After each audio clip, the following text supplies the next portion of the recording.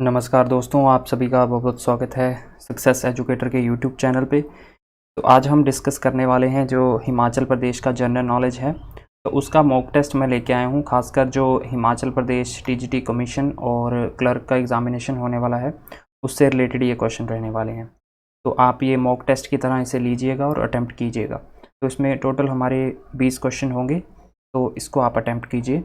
उससे पहले अगर आप चैनल पे नए हैं तो चैनल को सब्सक्राइब कर सकते हैं और साइड में आपको बेल आइकन देखने को मिलेगा, उसे ज़रूर दबाएं ताकि आपको नोटिफिकेशन मिलती रहे। तो चलिए बिना किसी देरी के करते हैं लेक्चर को स्टार्ट। पहला क्वेश्चन है आज हमारे पास, who was the leader of Dhami movement in Himachal Pradesh. तो धामी मूवमेंट जो हुआ था हिमाचल प्रदेश में, तो उसके लीडर कौन थे? तो वो थे लीडर भागमल सोठा। तो धामी मूवमेंट आपका 1939 में हुआ था शिमला में, राइट। तो उस समय जो थे धामी मूवमेंट के लीडर कौन थे? Bhagmal Sautha. Next is under whose chairmanship the Mandi conference in 1946 was held at Mandi. तो किसकी चेयरमैनशिप में जो है मंडी कॉन्फ्रेंस हुई थी, जो कि 1946 में। तो किसकी चेयरमैनशिप में हुई थी? ये हुई थी कर्नल जीएस ढिल्लों। तो ये क्वेश्चन जो है काफ़ी बार पूछा जाता है। Next is which of the following was the first state to merge with the Indian union. तो इंडियन यूनियन के साथ पहली स्टेट कौन सी थी जो मर्ज हुई थी, यानी कि पहली रियासत कौन थी हिमाचल प्रदेश के साथ जुड़ने वाली? तो वो थी आपकी ठियोग। ठियोग जो थी ये पहली रियासत थी।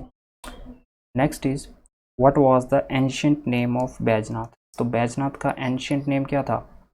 तो बैजनाथ का जो एंशिएंट नेम था ये था कीरग्राम। और नूरपुर जो था, इसका एंशिएंट नाम क्या था? इसका था okay. Next is who led the quit India movement in 1942 from Shimla. यानी कि क्विट इंडिया मूवमेंट जो था महात्मा गांधी जी के द्वारा चलाया गया था 1942 में, लेकिन शिमला में जो था इसका नेतृत्व किसने किया था? तो वो किया था अमृता कौर ने। और ये जो थी आपकी पहली हेल्थ मिनिस्टर थी। ओके, पहली हेल्थ मिनिस्टर थी इंडिया की राजकुमारी अमृत कौर ने जो है क्विट इंडिया मूवमेंट को स्टार्ट किया था शिमला से। Next is who among the following discovered Shimla in 1819।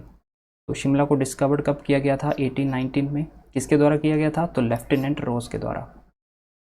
Next is to which of the following kingdoms in the Himachal Pradesh did Thomas Coryat make a reference to in his book. यानी कि जो Thomas कोरियाट हैं ये एक यूरोपियन थे। इन्होंने एक बुक लिखी किस पे, कौन से रियासत पे बुक लिखी थी? तो ये लिखी थी कांगड़ा रियासत। उस समय इसे बोला जाता था त्रिगर्त। ओके, और ये त्रिगर्त आने वाले पहले यूरोपियन थे। तो इन्होंने इसके कॉन्टेक्स्ट में एक बुक लिखी है जो कि त्रिगर्त से रिलेटेड है। Okay, Thomas कोरियाट।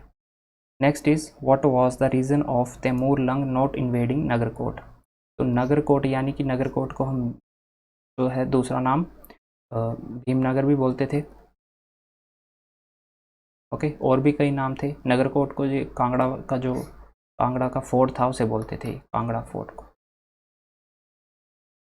ओके, तो तैमूर लंग जो थे इन्होंने नगरकोट को क्यों नहीं अटैक किया, यहाँ पे क्यों नहीं इन्वेड किया इसको? तो क्योंकि यहाँ पे डिफ़िकल्ट टेरेन था, यानी कि ऊंची जो थी यहाँ पे चट्टानें थी, तो ये काफ़ी दुर्गम इलाका था, तो इसमें जो एंटर करना काफ़ी मुश्किल था इनके लिए।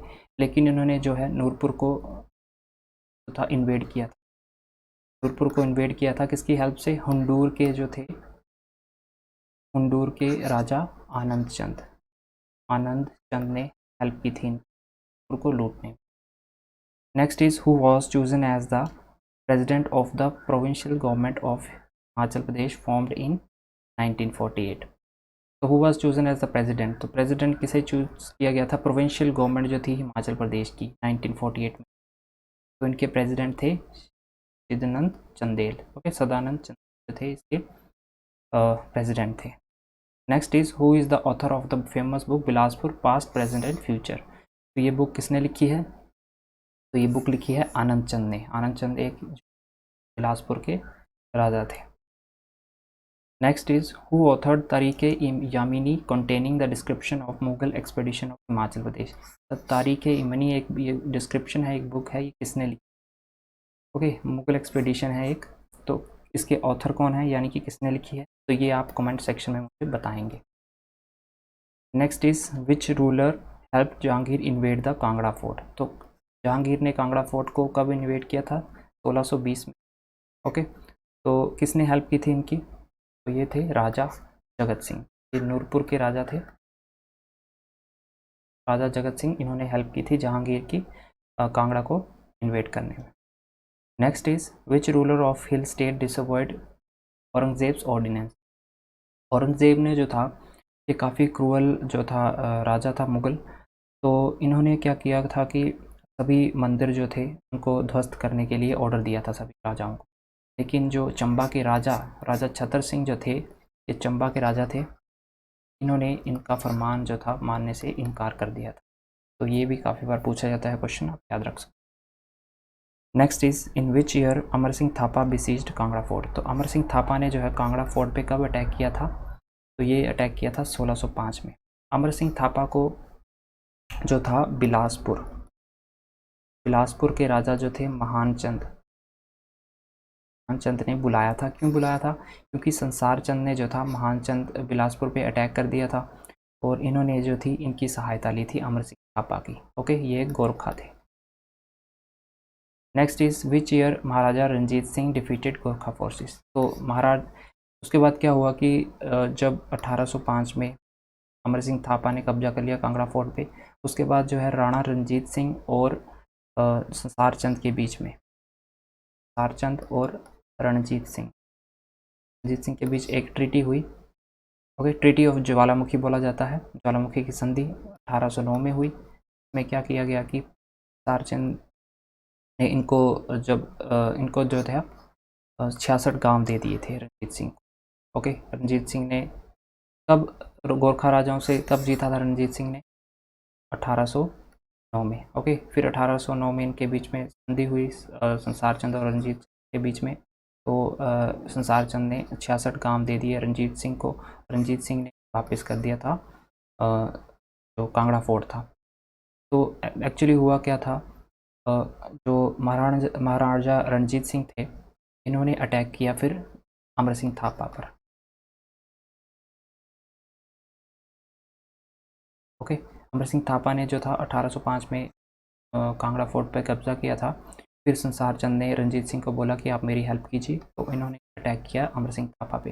तो 1809 में अटैक करके इन्होंने जीत लिया था रणजीत सिंह ने इनसे कांगड़ा का किला। फिर कांगड़ा का किला इन्होंने वापस कर दिया संसार चंद को। Next is Himachal Pradesh was transform from a union territory to a full fledge in which year. Himachal Pradesh को एक यूनियन टेरिटरी से फुल फ्लैज स्टेट कब बनाया गया था? ये बनाया गया था आपको 1971 में।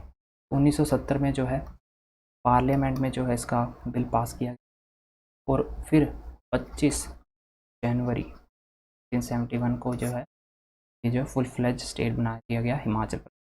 और यूनियन टेरिटरी कब बना था हिमाचल प्रदेश? तो 1956 को यूनियन टेरिटरी बना था। Next is with reference to culture and tradition of Himachal Pradesh what are Kayang, Bakayang and बनियांग।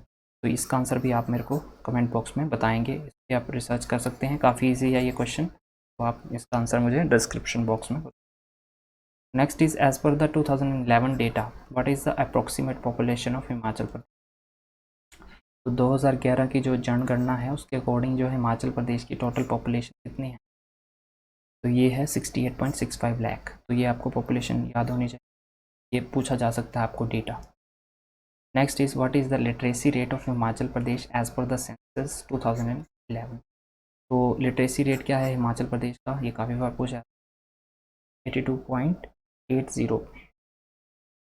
Next is which district of Himachal Pradesh has the highest literacy rate. Highest literacy rate इसका है, कौन सी डिस्ट्रिक्ट का है हिमाचल प्रदेश एज पर 2011?